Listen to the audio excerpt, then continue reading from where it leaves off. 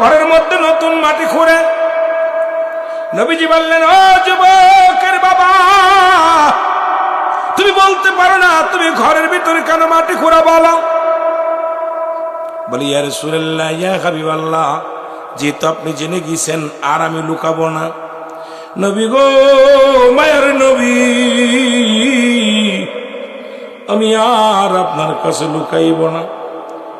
যেহেতু আপনি নতুন মাটি খোঁড়া দেখলেন, ওই মাটির মধ্যে আমার কলিজার টুকরা সন্তান, কলিজার টুকরা সন্তান চির বিদায় করে শুয়ে রাখছি। জোরে বলো আল্লাহু আকবার। আল্লাহর নবী ডাক দিয়ে বলেন, কি বলতে চাও তুমি? আমার সাহাবীর কথা কি বলো? বলে, হুজুর, সন্তানের কথা কি বলবো শোনেন। আমার কলিজার টুকরা সন্তান এখানে ঘুমায় আছে। কারণ হুজুর বলে, কেন, কি হয়েছিল বলো? তবে কেন ঘরের মধ্যে দাফন করেছো? কেন গোরস্থানে দাফন করো নাই? কেন আমারে জানাও নাই? বলে, ইয়া রাসূলুল্লাহ, আমি কেন জবাব দিতে পারবো না? মৃত্যুর আগে একখানা চিঠি লিখে থয়ে গেছে, এই চিঠিখানা একমাত্র আমার সম্বল। নবী গো, আল্লাহর নবী বলেন, চিঠিখানা নিয়ে আসো। চিঠিখানা নিয়ে আসলেন। চিঠিখানা দেখিয়া বলে, ইয়া রাসূলুল্লাহ, ইয়া হাবিবাল্লাহ, এই চিঠির হাকিকত আমি জানি না, আপনি একটু বলেন। নবীজি যখন চিঠিখানা ধরলেন, জিবরিল আমিন এসে বলে, ইয়া রাসূলুল্লাহ, ইয়া হাবিবাল্লাহ, এই চিঠি সেই চিঠি যে চিঠিখানার মধ্যে আপনি চিঠিখানা দেখছেন। পৃথিবীর মধ্যে যুবক সাহাবী আপনাকে এত ভালোবাসে, ইসলামটাকে এত ভালোবাসে। সে একজন মুসলমান, জিনা ব্যভিচারকে এত ভয় পায়, কবরকে এত ভয় পায়, কারণ সে আপনার এমন একজন জান্নাতি মানুষ। কারণ আপনি দুইটা জায়গা ঘোষণা করেছেন। আল্লাহ বলেন, দতুলিল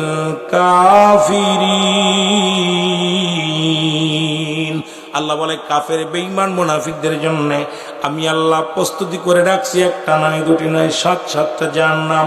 আল্লাহর নবী আপনার জাহান্নামকে এত ভয় পায়, এই যুবকটা এত ভয় পায়।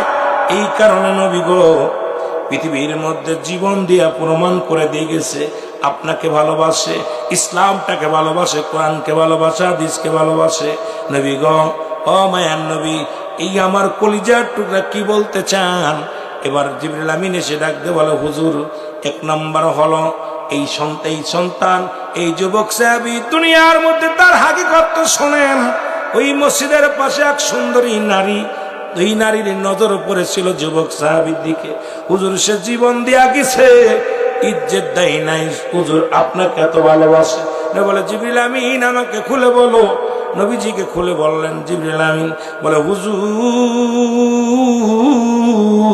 ওই মেয়েটা যখন তাকে নিয়ে যায় তাকে ব্ল্যাকমেল করা হয়, তাকে তার সঙ্গে জিনসের পূর্ব জিনা ব্যভিচার করানোর জন্য প্রস্তাব দেওয়া হয়। যুবক একটা চিৎকার মারিয়া জমিনের মধ্যে বেহুশ হয়ে পড়ে যায়। এরপরে ওই যুবকটাকে রাস্তার মধ্যে মেয়েটা ফেলে নিয়ে আসে। ওই যুবকটা মনে করছে সে মনে হয় অবস্থায় ওই নারীর ঘরে থেকে তাকে উদ্ধার করা হয়েছে। এই জন্য নবী গো আপনাকে এত ভালোবাসে। যদি মানুষ জানতে পারে একটা নারীর ঘরে উঠে মারা গেছে, নবী গো যাতে আপনার কলঙ্ক না হয়, যেন মানুষ জানতে না পারে একজন জিনাকারী, এই জন্য নবী গো বলছে যেন তার কবরটা কোনো গোরস্থানে না হয়। যদি গোরস্থানে হয় মানুষ বলবো ওই সেই জিনাকারী যুবক। যুবক ভাইরা লক্ষ্য করবেন, ওই সেই জিনাকারী যুবক। এই জন্য দুনিয়ার মানুষ যেন জানতে না পারে রাতের অন্ধকারে তার কবর দেয়া হয়েছে। আল্লাহ নবী চোখের পানি ছেড়ে কান্দে আর বলে, যুবক রে, তুমি ইসলামটাকে এত ভালোবেসেছিলা। যুবক রে, তুমি আল্লাহকে এত ভালোবেসেছিলা। ও যুবক, তুমি আমি নবীকে এত ভালোবেসেছিলা। জীবন দিয়া প্রমাণ করে দিয়া গেলা মুসলমান জীবন দিতে পারে, জিনা করতে পারে না। মুসলমান জীবন দিতে পারে, জিনা করতে পারে না। আর আমরা মুসলমানের মেয়ে, মুসলমানের ছেলেরা, মুসলমান অসংখ্য জিনা ব্যভিচারে লিপ্ত আছি। আজকে শুধু বাংলাদেশ পল্লীতে নয়, সারা পৃথিবীর মধ্যে জিনা জিনা জিনা। আরে মুসলমান জিনা ব্যভিচারে ভরে গেছে, অথচ আমার নবীজিকে প্রমাণ করে দিছে আল্লাহ রাব্বুল আলামিন।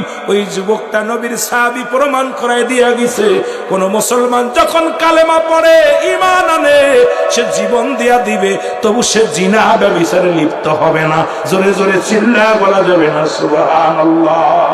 আল্লাহ নবী বলেন, জিবরিল আমিন যখন সব কথা শোনা দিয়ে গেলেন, রাসূলুল্লাহ সঙ্গে সঙ্গে বলেন যুবকের জন্য দোয়া করে মহিলার বাড়িতে চলে গেলেন। মহিলাটার যায় বাড়ি যায় যখন ডাক দিছে দরজায়, মহিলাটা ভিতর থেকে আওয়াজ দেয়, নবী গো আপনাকে আমি জানি চিনি, ইয়া রাসূলুল্লাহ ইয়া হাবিবাল্লাহ, আমি আর একটা মিনিট মুসলিম থাকতে চাই না। কারণ মুসলমান যে নারীর সতীত্ব পাহারা দেয়, মুসলমান যে নারীর, মুসলমান শোনো, এই পৃথিবীর মধ্যে মুসলমান জিনা করে না, ব্যভিচার করে না, আমি প্রমাণ তার।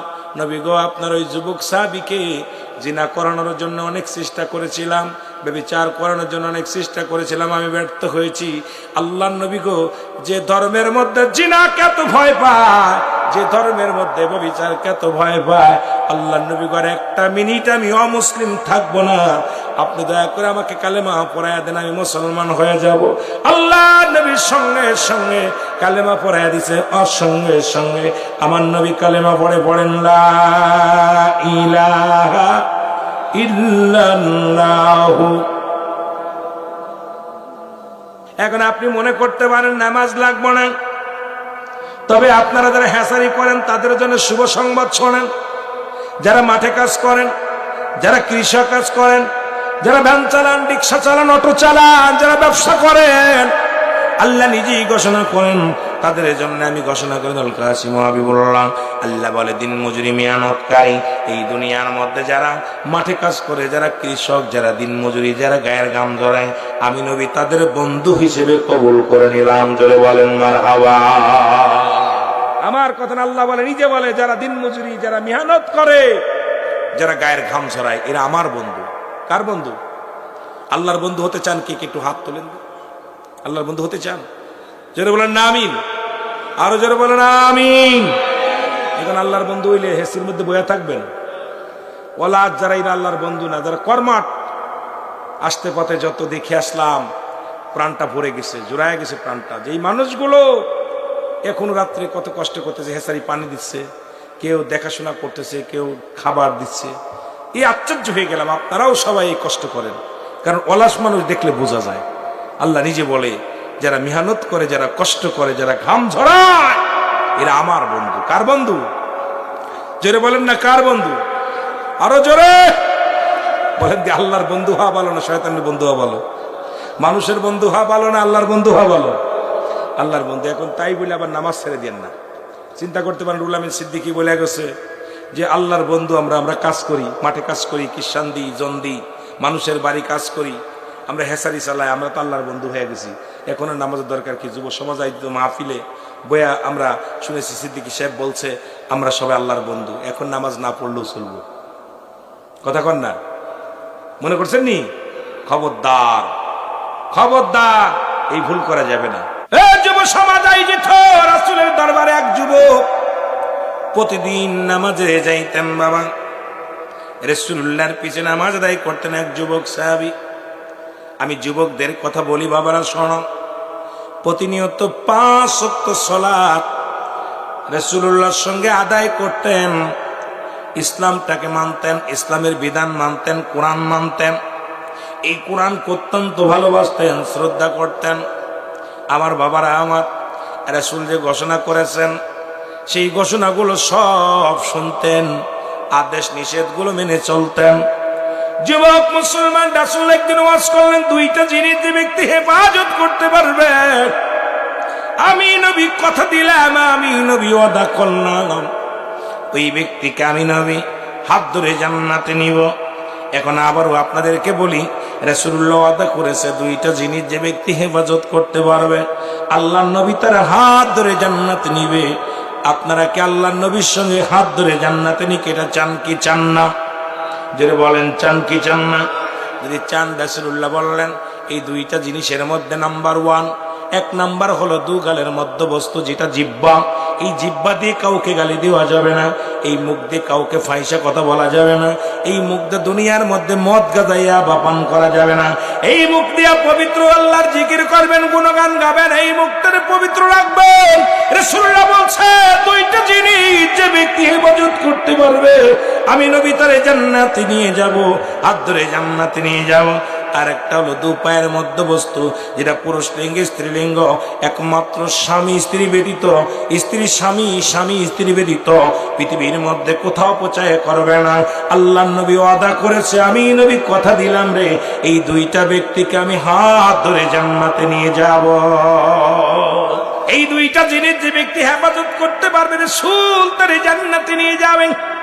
আমার ভাইরা, আমার বন্ধুরা, আমার গভীর মনোযোগ, রাহমাতুল আলামিন ডাকতে প্রমাণ করে দিলেন, নবীর সাহাবী, যুবক সাহাবী প্রমাণ করে দিলেন ইসলামের বিধান মানতে হবে। ইসলামকে কেমন মানবেন?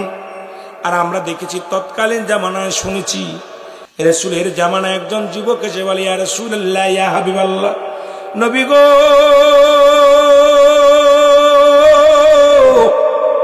ও মায়ার নবী, মায়ার নবী, আপনি আমারে তওবা করে দেন, আল্লাহ যেন আমারে মাফ করে দেন। আল্লাহ নবী বলে, যুবক রে, তুমি তওবা করো, তওবা করে গুনাহ আল্লাহ মাফ করে। যুবকের করো। যুবক যখন কান্দার বলে, নবী আমি তওবা করব, আমার নবীজি বলেন, যুবক রে তওবা করো, তওবাকারীকে আল্লাহ ভালোবাসে। যুবক বলে, নবী গো, আমার মন বলে আমি তওবা করলে আমার গুনাহ মাফ হবে না, আমি তওবা করলেও আমার গুনাহ মাফ হবে না। আমার নবী ডাক দিয়ে কয়, যুবক রে, তুমি কি অপরাধ করছো যে তুমি তওবা করলেও গুনাহ মাফ হবে না? যুব সমাজের আয়োজিত মাহফিল যে যুবকদের বলে যায়, ওরে যুবকরাই পারে জাতিকে পরিবর্তন করে দিতে। মাহফিলের সভাপতি যুবক, মাহফিল কমিটির বাবারাও যুবক। যুবক বাবাদের কাছে আমার দাবি, এই সমাজ থেকে বুথ খাটাইতে হলে যুব সমাজকে আরো অগ্রসর হতে হবে। জোরে জোরে চিল্লায় বলেন ঠিক কিনা? অনেকদিন যাবত মক্কা মদিনায় কোনো মানুষ মনে না, আমিও ভালো ব্যবসা করতে পারি না, হঠাৎ শুনতে পারি মদিনার বুকে একজন নারী মারা গেছে। নবী গো, আমি নিজে খবর পেয়ে চলে গেলাম, ওই কবরটা সুন্দর নারীটা মারা গেল, অবিবাহিত একটা মেয়ে। আমি তার জানাজায় শরীক হলাম। কত নিষ্ঠুর! জানাজার মধ্যে শরীক হলাম। এরপরে যখন মানুষ যার যার ঘরে চলে গেল, রাত, আমি রাতের অপেক্ষায় রইলাম। রাত যখন নির্জন হয়ে গেল, গভীর হয়ে গেল, আমি আস্তে আস্তে করে কবর গোরস্থানে আসলাম। কবরের মাটি এগুলো সরিয়ে ফেললাম। এরপরে যখন ভিতরে ঢুকলাম, ঢুকে যখন কাপড়ের কাপড়টা ধরে উঠাইলাম, কাপড়ের কাপড়গুলো খুলে নিলাম, নিয়ে যখন আমি উঠতেছিলাম, আমার ভিতর থেকে কে যেন ডাক দে, বলে, যুবক, সারা জীবন তুমি কাপড়ের কাপড় চুরি করলি, যার কবরে ঢুকছিস একবার তাকায়া দেখ। এই মহল্লার মধ্যে বিশ্ব সুন্দরী এই নারীর সঙ্গে ব্যভিচারে লিপ্ত হয়ে যাও, তোমার কেউ দেখবে না, কেউ বাধা দিবে না, তুমি লিপ্ত হয়ে যাও। এই ওয়াজটা আমরা শুনেছি, কথাটা আমরা শুনেছি মক্কা মদিনায় জাহিলা জামানার সেই রাসূল আগমনের পরে। আর একটা বাংলাদেশের ইতিহাসে মুসলমান জালিমেরা যতন ছিল, ভালো করে শুনে নেন, কষ্ট পাবেন না। দুঃখ পাই আমি, মনের ভিতরে বড় কষ্ট হলো। এ যুবক, গত বছর মুসলমান শোনো, গত বছরের মধ্যে ঢাকা মেডিকেল কলেজ হাসপাতালে মরা মানুষের সঙ্গে জিনা হয়েছে। যদি মিথ্যা হয় আমার এখন গলা কেটে ফেলবেন যদি মিথ্যা বলি। খবরের মিডিয়ায় দেখেছেন যারা, ঢাকা মেডিকেল কলেজ হাসপাতালে মুসলমান মর্গে জিনা হয়, চট্টগ্রামে মেডিকেল কলেজ হাসপাতালে মর্গে জিনা হয়। এবার ডাক্তারেরা গবেষণার মধ্যে মারা গেছে বিষ খায়া, আলামত হলো জিনার। মারা গেছে গলায় ধরে নিয়া, আলামত হলো জিনার। মারা গেছে মুসলমান, হত্যা হয়েছে গাড়ি চাপা খেয়ে, আলামত হলো জিনার। ডাক্তারেরা বড় চিন্তার মধ্যে পড়ে গেলেন। এরপরে সিসি ক্যামেরা লাগালো। আমার দেশের ডাক্তারের মেডিকেল কলেজ ডাক্তারদের যখন ডোমকে রিমান্ডে নেওয়া হলো, ডোম শিকার গেল, একজন নয়, দুজন নয়, আজ থেকে যতগুলো শত শত নারী, যত সুন্দরী মহিলা একটু ভালো দেখতে শুনতে, যুবতী নারীর লাশ কাটতে যাইয়া একটা লাশ আমি কোনোদিন জিনা ছাড়া কাটি না, কারণ মর্গে নেওয়ার পর কাটার আগে আমার দেশের মা বোনেরা মরেও শান্তি নাই। যে দেশে আমরা বলি 90% 92% মুসলিম, সেই মুসলিম রাষ্ট্র যেখানে মর্গে জিনা হয়, সে দেশে ইসলাম তো পালা গেছে রে। সেই পালানো ইসলাম ফিরানোর জন্য আমাদেরকে জাগতে হবে, যেন আর কোনো বোনের ইজ্জত না যায়, মরার পরে যেন কোনো ডোমের হাতে ইজ্জত না যায়। এইটা আমাদের জন্য সজাগ থাকার দরকার আছে কি না? বাংলাদেশ একটা মুসলিম রাষ্ট্র দাবি করি মুখে মুখে, সেই দেশে মরা মানুষের সঙ্গে জিনা হয়। এত ওয়াজিন ছিল বাংলাদেশে, প্রতিবাদ করতে পারি নাই। এত বক্তা ছিল, প্রতিবাদ করতে পারি নাই। এত পীর ছিল, প্রতিবাদ করতে পারি নাই। এত আলেম ছিল, প্রতিবাদ করতে পারি নাই। তবে সুযোগ আল্লাহ আমাদেরকে দিয়েছে, আমরা প্রতিবাদ করি সকলেই, যেন আর কোন মা বোনের ইজ্জত যেন মরার পরে না যায়, জীবিত থাকতে যেন না যায়, আসিয়ার মতো যেন জীবন না দিতে হয়। আমরা সকলে সজাগ থাকার দরকার আছে কিনা? আরো জোরে বলেন, আছে কিনা? যেহেতু মানুষের মৃত্যু হয় দুইটা টাইমে, একটা হলো রাতের বেলা, একটা হলো দিনের বেলা। দিন শুরু করেছিলাম, মৃত্যুবরণ করি নাই। রাত শুরু করেছি, মৃত্যুবরণ করি নাই। আল্লাহ রাব্বুল আলামিন রাত শুরু করেছে নামাজ দিয়া, দিন শুরু করেছে নামাজ দিয়া। যুবক ভাইরা গভীর মনোযোগ। দিনের শুরু হলো ফজর বান্দা, ফজরে 2 রাকাত সুন্নাত নামাজ তুমি আদায় করলা, সঙ্গে সঙ্গে তুমি নবীজির প্রেমিক হয়ে গেলা। মুসলমান হিসেবে যদি তুমি দাবি করতে চাও রাসূলকে ভালোবাসো, রাসূলের সুন্নাত তরিকার মধ্যে চলো, 2 রাকাত সুন্নাত নামাজ তুমি আদায় করলা, সঙ্গে সঙ্গে তুমি হয়ে গেলা নবীজির প্রেমিক। 2 রাকাত ফরজ নামাজ তুমি আদায় করলা, সঙ্গে সঙ্গে তুমি হয়ে গেলে আল্লাহর গোলাম। এখন যদি দিনের মধ্যে তোমার মরণ হয়, তোমার মরণটা হবে আমার রাসূলের প্রেমিক, আল্লাহর গোলাম। জোরে জোরে বলেন মারহাবা। 3 রাকাত ফরজ নামাজ তুমি আদায় করলা বান্দা, সঙ্গে সঙ্গে তুমি হয়ে গেলে আল্লাহর গোলাম। এখন তুমি আল্লাহর যদি গোলাম হতে হয়, অবশ্যই অবশ্যই তোমাকে নামাজ আদায় করতে হবে। নামাজ নাই একমাত্র মুসলমান কাফেরদের মধ্যে হলো পার্থক্য হলো নামাজ। আমার বাবারা আমার, আমি আস্তে আস্তে আলোচনায় যাব, ধীরে ধীরে আলোচনা যাব, দিলের কান্ডা লাগে আলোচনা শুনবেন। এবার 2 রাকাত সুন্নাত নামাজ তুমি আদায় করলে, ও বান্দা তুমি হয়ে গেলে রাসূলের প্রেমিক। রাতের মধ্যে যদি তোমার মরণ হয়, তোমার মৃত্যুটা হবে আমার আল্লাহর গোলাম, রাসূলের প্রেমিক। এখন সুন্নাতও পড়ো নাই, নফল তুমি ফরজও করো নাই। এখন যদি রাত বা দিনে মৃত্যু হয়, তোমার মৃত্যুটা হবে কার হালাতে থাকবে? তোমার আল্লাহ নিব না, আমার রব্বি কারীম তোমারে চিনব না, রাসূলুল্লাহ চিনবে না। তোমার মৃত্যুটা কার, তোমার লাশটা কার হালাতে হলো? তুমি রব্বুল আলামিনের গোলাম যদি হতে চাও, অবশ্যই অবশ্যই রব্বুল আলামিনের গোলামি করার দরকার আছে কিনা? এবার নামাজ, সালাত, এটা ওয়াজ করা লাগবে কাফের মুশরিকদের কাছে, অমুসলিমদের কাছে। কোন মুসলমানদের জন্য আজকে ওয়াজ করা লাগে, ওয়াজের মধ্যে নামাজের ওয়াজ মুসলমানদের মাঝে এসে করা লাগে। এর সেইতে দুঃখ থাকতে পারে না, এর সেইতে কষ্ট থাকতে পারে না। বান্দাগণ, ও আমার বন্ধুগণ, আমি আপনাদেরকে জানায়া দিয়ে যাই, কারণ আজকে কোরআনুল কারীম তাফসীরুল কোরআন মাহফিলে যারা বসেছেন, এখান থেকে শপথ করব, এখান থেকে আমরা গুনাহ মাফ করে আল্লাহ রাব্বুল আলামিন যেন আমাদের গুনাহ মাফ করে দেয়। আজ থেকে প্রতিজ্ঞা করব, মাহফিল থেকে আমরা নামাজ ছাড়বো না, হালাল খাবো, হারাম খাবো না, অন্যায় করবো না, জুলুম করবো না, ব্যভিচার করবো না, অন্যায় কাজে লিপ্ত হব না। আল্লাহ যেন আমাদের সবাইকে আমল করা বোঝার মতো তৌফিক দান করে। জোরে বলো না আমিন। এ আমার ভাইরা, আমার বন্ধুরা আমার, আমি জন্য বললাম ছোট্ট একটা সূরা দিয়ে শুরু করেছি আলোচনা। সবাই জানেন আমি ভূমিকা নয়, কারণ ভূমিকা দিয়ে আপনাদের সময় নষ্ট করতে চাই না। এই জন্য বলতেছিলাম সূরা ইখলাস, ছোট্ট একটা সূরা দিয়ে আমি আলোচনা শুরু করেছি। আপনাদের সময় ভূমিকা নষ্ট করি নাই, সময় নষ্ট করতে চাই না। এই সূরাটা বর্তমান জামানার মধ্যে একদল নাস্তিক মার্কা আলেম শুরু করেছে যে কুরআনুল কারীমের মধ্যে যতগুলো সূরা আছে অধিকাংশ সূরার মধ্যে জাল সূরা আছে, তার মধ্যে 1 নাম্বার এই সূরা ইখলাসকে জাল বলে ঘোষণা করেছে। মুসলমান, তার পিছনে একটাই কায়দা, কারণ হলো সূরা ইখলাস যদি তারা জাল ধরাইতে পারে তাহলে তাদেরকে দেবতার পূজা করা তাদের সহজ হয়ে যাবে, মূর্তি পূজা করা তাদের জন্য সহজ হয়ে যাবে, এই দুনিয়ার মধ্যে মানব পূজা করা তাদের জন্য সহজ হয়ে যাবে, কবর পূজা করা তাদের জন্য সহজ হয়ে যাবে। তারা এই দুনিয়ার মধ্যে ইচ্ছা মতো চলতে পারবে, রব্বে কারিমের গোলামি বাদ দিয়ে মানুষের গোলামি করে চলতে পারবে। জোরে বলেন ঠিক কিনা? কারণ আল্লাহ বলেন, আমার সাথে বলেন, বিসমিল্লাহির রহমানির রহিম,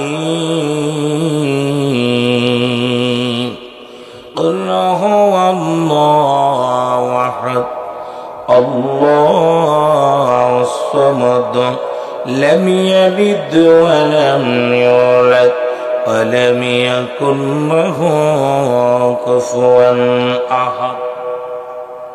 এখন যারা চন্দ্র পূজা করে, যারা মন্দিরে যায়, যারা পাথর পূজা করে, দেবতা পূজা করে, গভীর মনোযোগ, আল্লাহ বলে, হাবিব জানিয়ে দেন আমি আল্লাহ এক।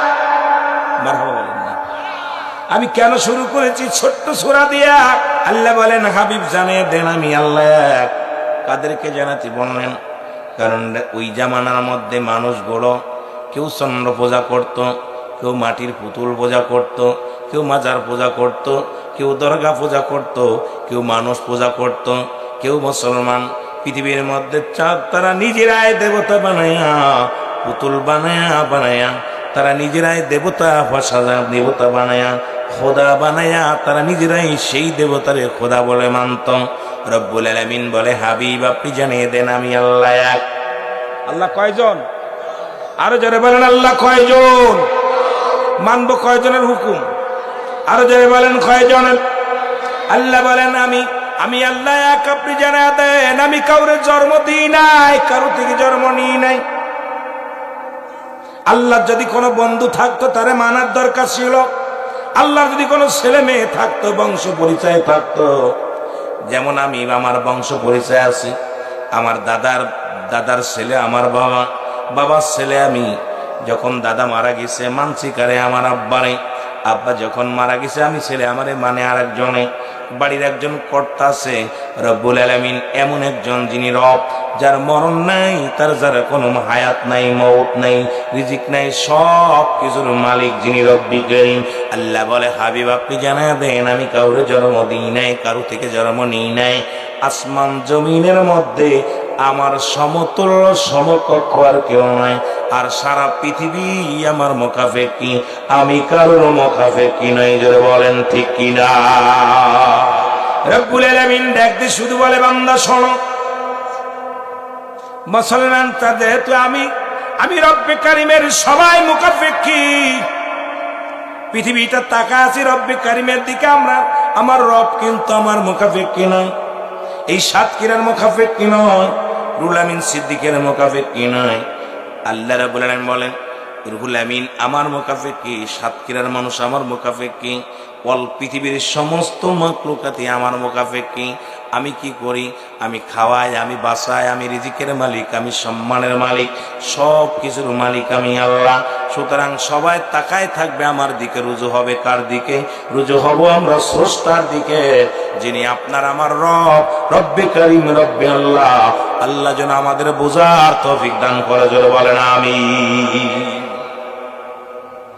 যে কথাটা আমি বলতেছিলাম, মুসলমান শোনো, এখন এই কোরআনের মধ্যে যারা জাল দল, আল্লাহ বলেন, যালিকাল কিতাবু লা রাইবা ফীহি।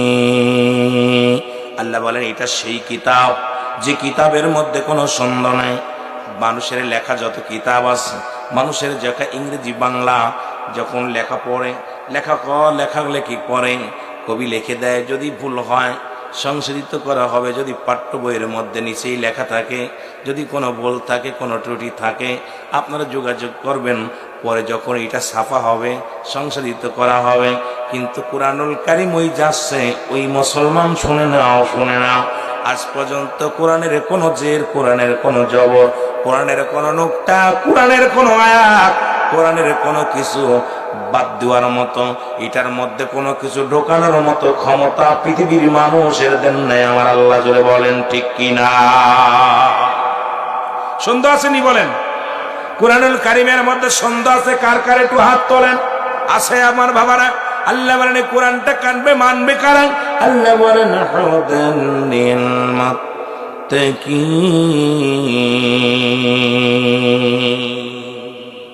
মুত্তাকিন, যারা কোরআন মানবে তারা, আল্লাহর হেদায়েতের মধ্যে আছে যারা, কোরআন কিনি গবেষণা করবে তারা, তাদের জিন্দেগি কোরআন। কোরআন জীবন, কোরআন মরণ, কোরআনি জিন্দেগি, কোরআন আমল করে জন যেতে পারি আমি, কোরআনি আমল করে জানি যেতে পারি আমি। ও দয়াময়, ও দয়াময়, দয়ারি সাগর, দয়া চাই আমি। কোরআনি জীবন, কোরআনি মরণ, কোরআন জিন্দেগি, কোরআনি জিন্দেগি। জোরে বলো মারহাবা। এ আমার ভাইরা, আছে কষ্ট হবে কার? আল্লাহ বলো মিনান নাস, মানুষের মধ্যে একদল আছে মায়াকুল, তারা বলবে আমার না, তার ঈমান আনছে বিল্লাহি, আল্লাহর প্রতি। একদল মুনাফিক আছে, ওরা মন্দিরেও যায়, মসজিদেও যায়, ঠিক কিনা? কথা কর না কেন? ওরা মসজিদেও যায়, বুয়ে মাসি মার্কা মুসলমান, রাগ করবেন না। গাজী কালুর গানেও যায়, হিন্দুদের প্রতিমাও যায়, আবার আল্লাহর কাছেও চায়, মানুষের কাছেও চায়। আল্লাহর কাছে চায়, দরগায় যে চায়, আল্লাহর কাছে চায়, রাগ করেন আবার, আল্লাহর কাছেও চায়। আবার মুসলমান ওই 10 হাতালা দেবতার কাছেও যে চায়।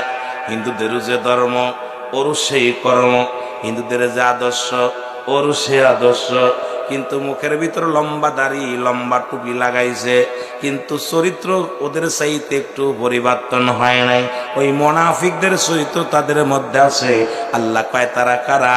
আল্লাহ কমিনান নাস, মানুষের মধ্যে মায়া করে তারা বলবে আমার না, তারা ঈমান আনছে বিল্লাহি, আল্লাহর প্রতি, ও বিল ইয়াউমিল আখির, আখিরাতের প্রতি বিশ্বাস স্থাপন করছে।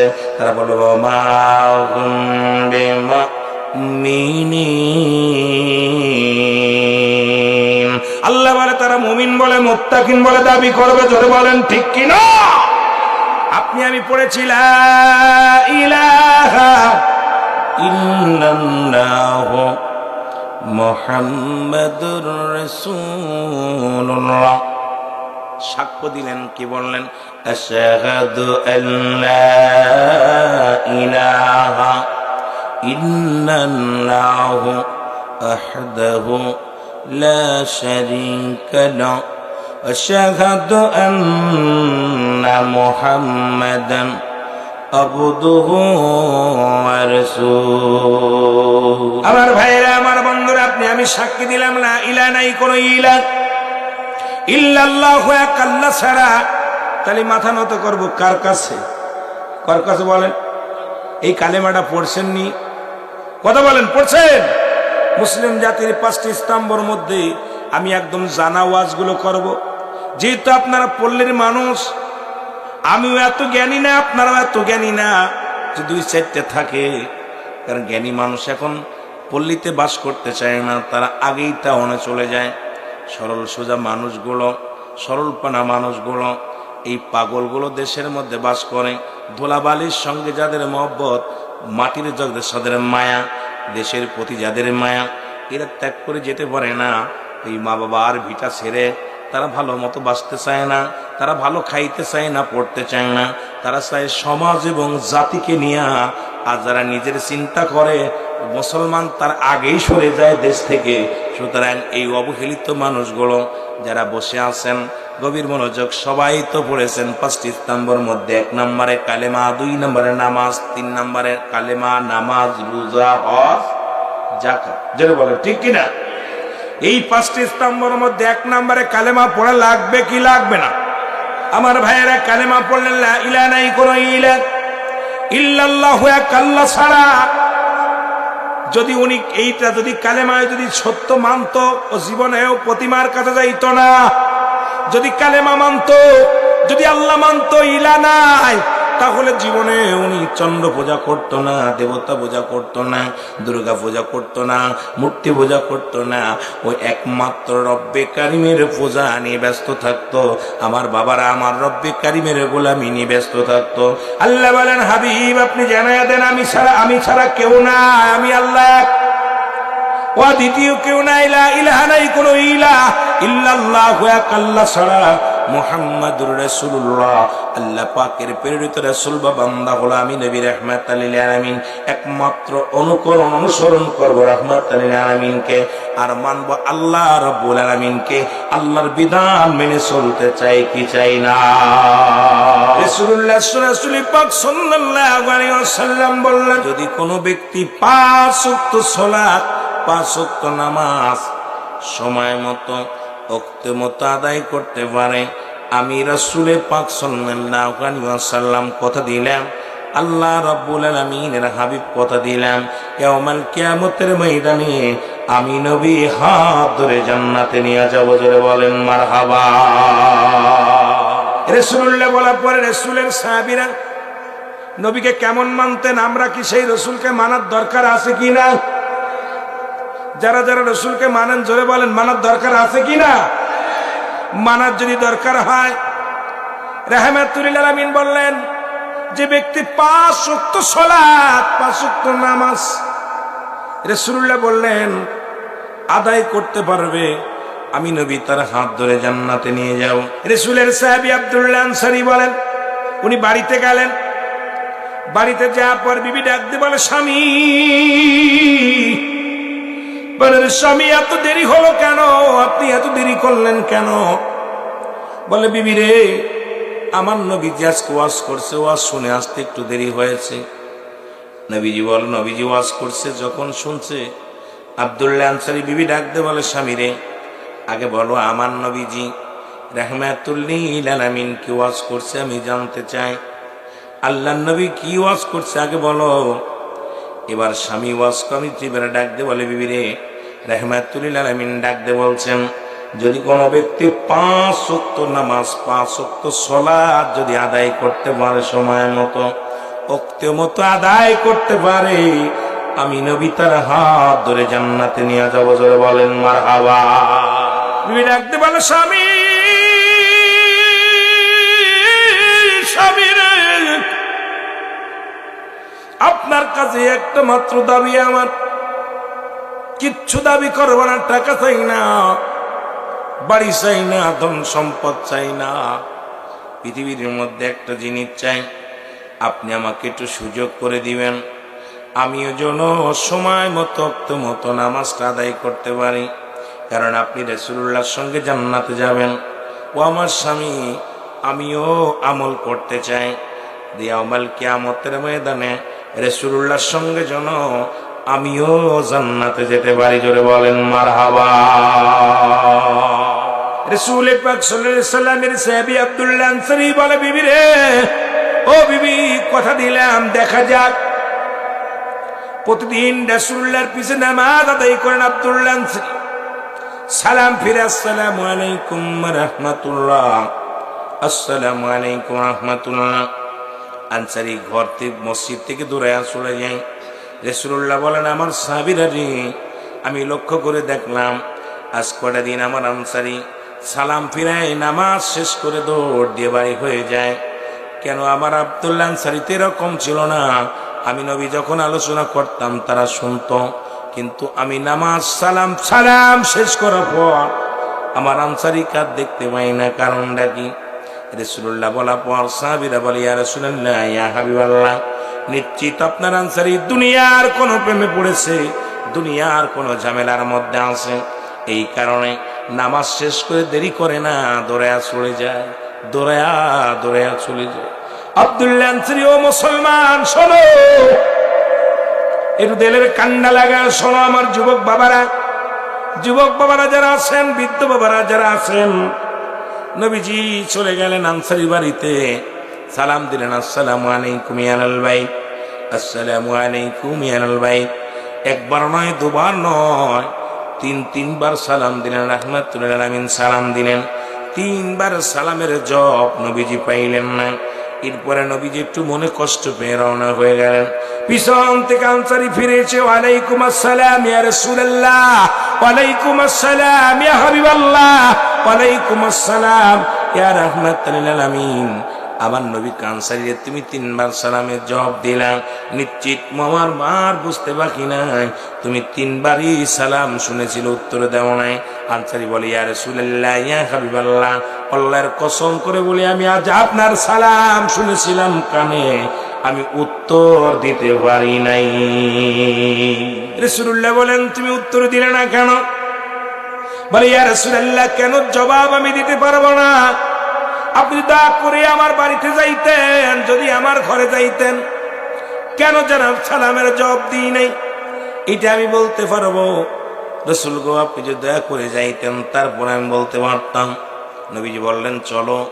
এবার আনসারী বাড়িতে গেলেন। রাসূলুল্লাহ বাড়িতে যাওয়ার পর যখন আনসারী গরিব মানুষ, আপনাদের মতো এরকম হেসারিও নাই, কাজকর্মও নাই, গরিব মানুষ, পৃথিবীর সব চাইতে গরিব মানুষ, আমার রাহমাতুল আলামিন সাহাবীদের মধ্যে সবচাইতে গরিব। আব্দুল্লাহ আনসারী যখন দরজাটা খুলে দিলেন, ঘরের দরজা খুলে দিছি, সঙ্গে সঙ্গে রাসূলুল্লাহ তাকায়া দেখে রে ভিতরে বিশাল একটা গর্ত করা।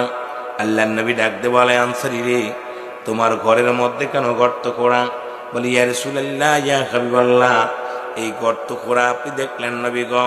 ইয়া রাসূলুল্লাহ, এই গর্তের মধ্যে যখন আপনি আমাকে সালাম দিয়েছিলেন আসসালামু আলাইকুম, আল্লাহর কসম করে বলি আপনার সালাম আমি শুনেছিলাম কানে, উত্তর দিতে পারি নাই। এই জন্য নবী গো আমি এই গর্তের মধ্যে উলঙ্গ অবস্থায় বসেছিলাম।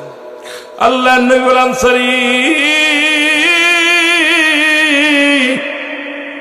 আনসারী রে, কি বলতে চাও তুমি? বলি, ইয়া রাসূলুল্লাহ ইয়া হাবিবাল্লাহ, নবী গো, আপনি সেদিন ওয়াজ করেছিলেন কোন ব্যক্তি যদি 5 ওয়াক্ত সালাত, 5 ওয়াক্ত নামাজ সময় মতো আদায় করতে পারে, আপনি নবী তার হাত ধরে জান্নাতে নিয়ে যাবেন। নবীকে এই ওয়াজটা আমি যখন বাড়ি এসে করি, আমার বিবি আমার কাছে দাবি করেছে, রাসূল গো, সেও আপনার সঙ্গে জান্নাতে যেতে চায়। এই কারণে নবী গো, প্রতিদিন আমি সালাম ফিরে দৌড়ায় বাড়ি আসি, কারণ আমাদের স্বামী স্ত্রী মিলে মাত্র একখানা কাপড়, একখানা পোশাক। যখন আমি নামাজে যাই, আমার বিবি উলঙ্গ অবস্থায় গর্তের মধ্যে বয়া থাকে। যখন নবী গো নামাজ শেষ করে আমি বাড়িতে ফিরে আসি, আমি উলঙ্গ হয়ে গর্তের মধ্যে ঢুকিয়া উলঙ্গ হইয়া আমার পণ্যের কাপড়টা খুলে আমার বিবিরে দিই। যখন নামাজের মধ্যে যখন আমার বিবি, আমার নবী গো, যখন আপনি আমাকে সালাম দিয়েছিলেন তখন আমি উলঙ্গ অবস্থায় গর্তের মধ্যে বসেছিলাম, এই কারণে আপনার সালাম আমি উত্তর দিতে পারি নাই। আল্লাহ নবী ডাক দিয়ে বলেন, আনসারী আয় আমার কাছে আয়। আমি নবী ওয়াদা করলাম রে, এই পৃথিবীর মধ্য থেকে রে ও সাহাবী, আমি নবী ওয়াদা করলাম, আমি নবী যে জান্নাতের মধ্যে যাব, তোদের স্বামী স্ত্রী দুজনকেই সেই জান্নাতের মধ্যে নিয়ে যাব। জোরে বলেন মারহাবা। সাতক্ষীরাবাসী, আমার বাবারা, পিরোজপুরবাসী শোনো, আজকে যুব সমাজের উদ্যোগে মাহফিল। যুবক ভাইয়েরা শোনো, আমি যুবকদের বিষয়, কারণ যুবক বয়স হবে জান্নাতি, 18 বছরের যুবক, 16 বছরের যুবতী হবে জান্নাতি। আজকে যুব সমাজ আয়োজিত এই আজকের তাফসীরুল কোরআন মাহফিল, আমি আপনাদেরকে এখান থেকে একটা কথা বলে যাই, একটা মেসেজ দিয়ে যাই। আনসারী যদি এক কাপড়ে স্বামী স্ত্রী নামাজ পড়তে পারে, আজকে এই ফিরোজপুরের জমিনে আমার মন বলে এই জমিনের মধ্যে এমন কোনো গরিব নাই যার এক টুকরা কাপড় আছে, যে সব চাইতে গরিব মানুষের দ্বারে দ্বারে ভিক্ষা চায়। এর 2-4টা কাপড় আছে, এরপরে যদি নামাজ নামাজ যদি না আদায় করে, আল্লাহর কসম করে বলি আল্লাহর আদালতে বাঁচা সম্ভব হবে না।